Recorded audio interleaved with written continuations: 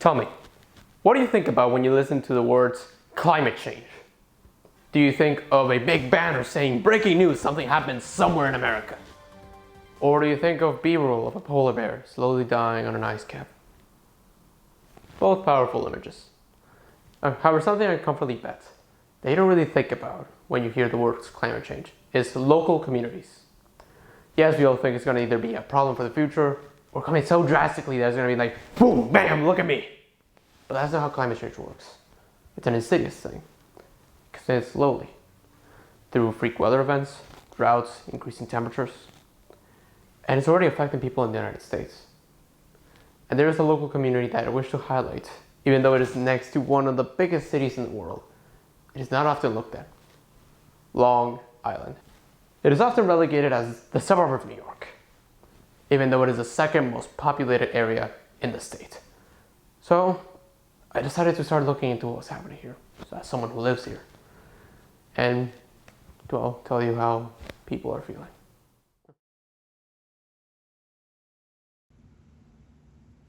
But in order to better grasp what is happening in Long Island, I had the chance to consult with some experts. The biggest climatic threats to Long Island are storms, hurricanes, high intensity rainfall events, so like summer thunderstorms which cause flooding, and sea level rise. And the combination of sea level rise and coastal storms is kind of a 1-2 punch, because every centimeter of sea level rise makes it easier for a particular coastal storm to do more damage from flooding, to bring floodwaters farther inland. And it's, what kills people in storms like hurricanes is not so much wind. People do get killed because tree limbs fall on them and stuff, but mostly what kills people is drowning. It's the flooding. And it's a particular problem because it's difficult to get people to evacuate, and they end up staying at home, and then, if their neighborhood becomes flooded, it puts them in mortal danger in a situation where, rescue personnel can't get to them, and they're really kind of on their own. Probably one of the most sort of significant is sea level rise, because we are such a low-lying, Long Island is such a low-lying area and close to sea level. So even, a few feet of sea level rise would be devastating to the southern half of Long Island, and much of the North Shore as well, but not quite as much because they have more topography up there. But that's just one thing. Temperature change is going to affect agriculture, and changes in precipitation will also affect agriculture, but as well as, extreme flooding and the impacts on tropical storms.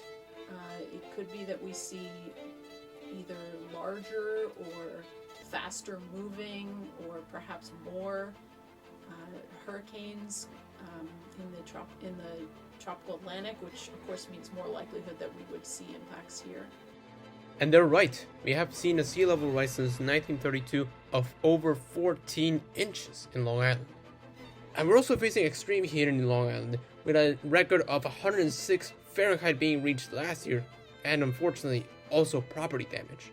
I've looked at statistics compiled by NOAA, the National Oceanographic and Atmospheric Administration, and basically for the whole country, if you look at the interval of time from 1980 to 2000, a 20-year span, and then the interval of time from 2000 to 2020, the amount of money that we've paid out in insurance payments for damages from climate-related natural disasters has tripled. The damages in the last few years have gotten so exponential that it's gone into the billions of dollars in damage annually from all of them combined. When I started this investigation, I expected obviously to see some problems, like the rest of the world has problems with climate change, everybody's been having them, but I didn't expect such a dire state in many ways, so I had the chance to sit down with a couple Long Island residents to actually see how they're feeling and what they're thinking about this whole situation. My time in Long Island during climate change, I would say the biggest way I was isn't even exactly me, it's through relatives. Many of my relatives have had things like, like we've had more hurricanes, we've had more typhoons, we've had more natural disasters that have been caused by, again, like the rapidly changing climate. And they've been getting worse. Like, again, with my relatives, I've had people who've had to move just due to inclement weather. I've had people who, most of my family has moved down to Florida because they cannot handle a lot of the drastic weather changes here. They prefer where it's just more consistent. I think people were, again, more afraid than anything else. Like, I think that the mental aspect of everything can make it a lot harder. Like, again, no one was affected to my knowledge, which was good, but I live a block away from the South Shore of Long Island. So we were really close, and we had just recently moved there. So, and that was one of our fears when we were moving to the South Shore, and that's why we didn't do it sooner, because we were so afraid that our house was going to be underwater, because I know a lot of people in that area had huge amounts of flooding during Sandy, which was a while ago, but it did happen, and they were severely affected by that. I think now people try to do everything they can to stay calm about it. Again, like, we haven't had any hurricanes, but the flooding with these crazy storms have definitely, I think, just put people a little bit on edge. When we had the big storm about, 2-3 months ago, I believe, we had a flood on my street. First time it's ever flooded. I've lived here 20 years now, and it's the first time I've ever seen the street flood like that. So, I had to go swimming, but aside from swimming, property damage. Touching on property damage, we had to move my cars. I have 4 cars at my house. One for me, one for my mom, one for my dad, one for my grandma. And within an hour, the water was halfway up my wheels. I almost didn't even have a chance to move it up onto the lawn so that it wouldn't just shut down entirely. So not only is Long Island facing problems with typhoons and extreme weather, but now we're facing issues with our own air that we breathe. Smoke from western and now northern wildfires has created episodes of extremely poor air quality. And particulates, atmospheric particulates, that's a vastly underappreciated health hazard. I think a lot of chronic illness is generated by very tiny particulates and poor air quality. And so, that's a negative impact of climate change that most people don't even talk about, but it's, we've learned recently that could be very significant in the future.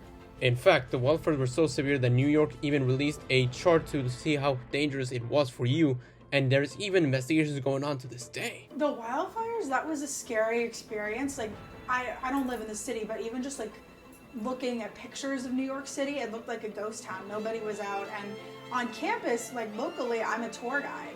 And we had people coming from all over the state the day that it was the worst. And we were having to be really, really cautious with our health because of what was going on. Like, we had to change our route and everything to make sure we could keep people inside and safe. Everyone was coughing, everybody was scared. I feel like the mental part of it was one of the worst parts of it because nobody could believe that it was actually real. Like, it's something that you don't expect to see every day. And the fact that it was coming all the way from Canada was the craziest part of the whole situation.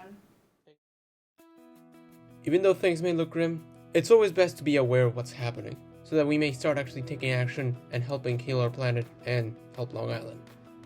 But even in such situations, there's always hope, and even sometimes a little fun.